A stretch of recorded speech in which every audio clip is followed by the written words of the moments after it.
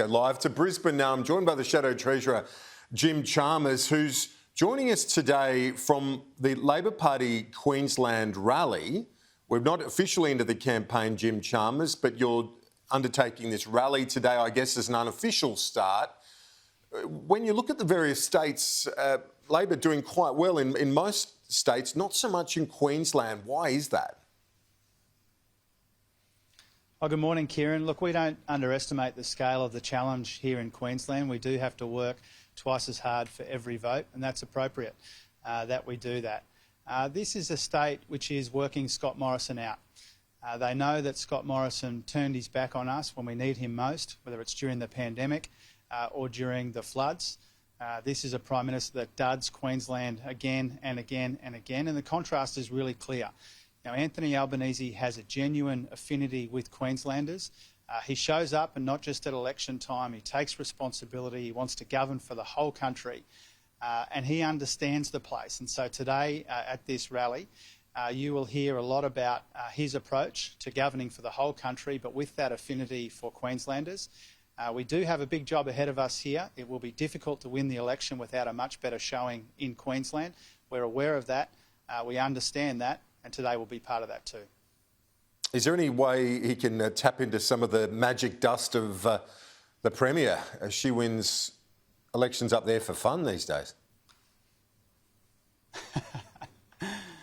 Well, Anthony Albanese and Anastasia Palaszczuk are very close, of course, and Anthony wants to work with all of the premiers of all of the political persuasions right around Australia. Now, Scott Morrison jets in here from time to time. He picks an unnecessary fight with Premier Palaszczuk. He poses with a sort of a warm tinny of Forex and gets back on the plane and disappears again. And I think Australians are seeing through that. They're seeing through this Prime Minister. They're seeing through his budget. He takes Queenslanders for granted. He duds us time and time again, and he went missing when we needed him most. You've flagged a crackdown on multinationals' tax arrangements. Beyond that, can you rule out any increases to taxes in government? We've made it very clear, Kieran, that we don't have any proposals for tax increases beyond working with other countries to make the multinational tax regime fairer. There are other ways to deal with this legacy of $1 trillion in debt and not enough to show for it. There are other ways to fund our commitments responsibly so that we do the right thing by the budget, by people and by their economy. We have made that very clear for some time. We've outlined our alternative priorities. That has been cleared, and now it will be even clearer in the election campaign. And I think this scare campaign, this latest scare campaign from Scott Morrison, speaks volumes about a government which has been in office now for almost a decade, entirely bereft of any ideas for a better future. We saw that in the budget, a budget which has a shelf life of 6 or 7 weeks, a desperate political and panicked pamphlet when the country needs a plan for a better future. So there'll be more of these sorts of scare campaigns. We've made it clear repeatedly and for some time now, we're not taking that tax agenda this election that we took to the last one. Our priority is multinational taxes. We couldn't be clearer about that. Does that just for clarity, for once and for all, let's get some 100% clarity on it. Does that include scrapping the policy from the last election to crack down on trusts? Yeah, we're not taking that policy to this election, Kieran. I think we've made that pretty clear as well. There was an agenda at the last election which we are not proceeding with. We've said that the priority in tax reform is to make multinational tax system fairer. Most of the countries around the world are coming to that conclusion too, and we want to work with them on that. Beyond that, our priorities are cleaner and cheaper energy and cheaper and more accessible childcare, dealing with skills shortages, building the digital economy, the care economy and advanced manufacturing. These are our economic priorities. The government wants to re-prosecute the last election campaign because they've got no ideas about the future. We saw that in the budget. I think every day in this election campaign there'll be a new scare campaign from Scott Morrison based on lies, and Australians deserve much better than that. Do you concede that the FTA with India is a massive win, huge potential for exporters and also a coup for the government ahead of the election? Well, it's welcome progress. Our concern has been for some time that the government's been dragging its feet The Varghese report came out in 2018. The government has implemented 1 out of the 90 recommendations made in that really important report. So we want to see progress made with India, with its 1.4 billion people, obviously a massive market for us, and we want to get the relationship right. We'll get briefings from our Department of Foreign Affairs and Trade. We'll get briefings from the Indian side as well. There'll be a process to go through, but we have welcomed that progress. Whether it's happening on the eve of an election or otherwise, it is important, it is crucial for our economy that we get that relationship right with such a big market, with such potential benefits for our exporters, our employers and our workers, so long as we get all the details right.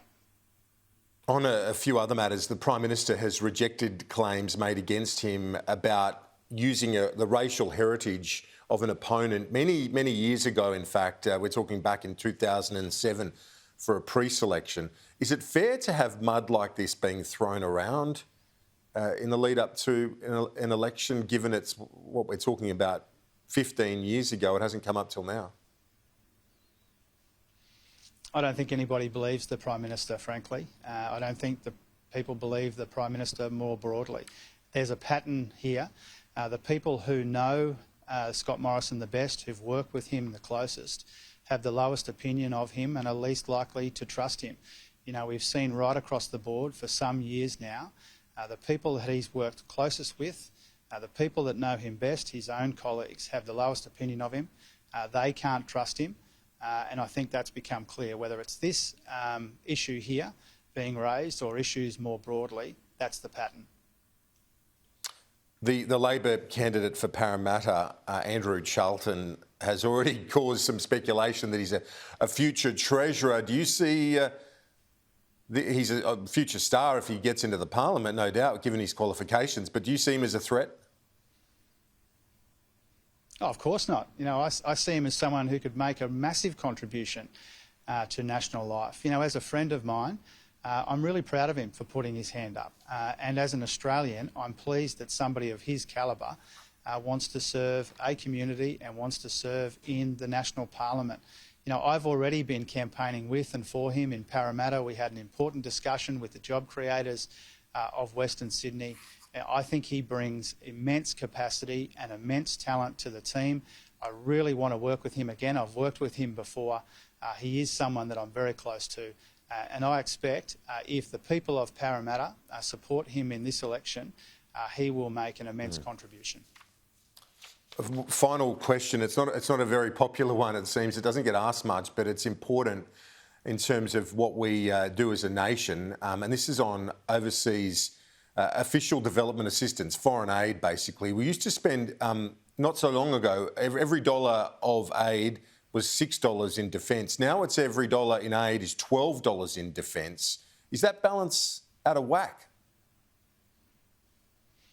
Well, you can see the consequences of that, can't you, Kieran? I think in particular, for example, the Solomon Islands, I think aid spending's down 21% since 2018-19. So we need to do much better than that, obviously, when you consider the challenges in our region amongst our nearest neighbours. We will have a policy on the Pacific which goes beyond the government's slogan of a Pacific step up. Foreign aid will be part of that, but so will climate change, so will better quality defence spending, really right across the board. Our obligation to our neighbours and to Australians, frankly, is to do a much better job managing those relationships, because the consequences of mismanaging those relationships are dire. Jim Chalmers joining us live from Brisbane. Appreciate it.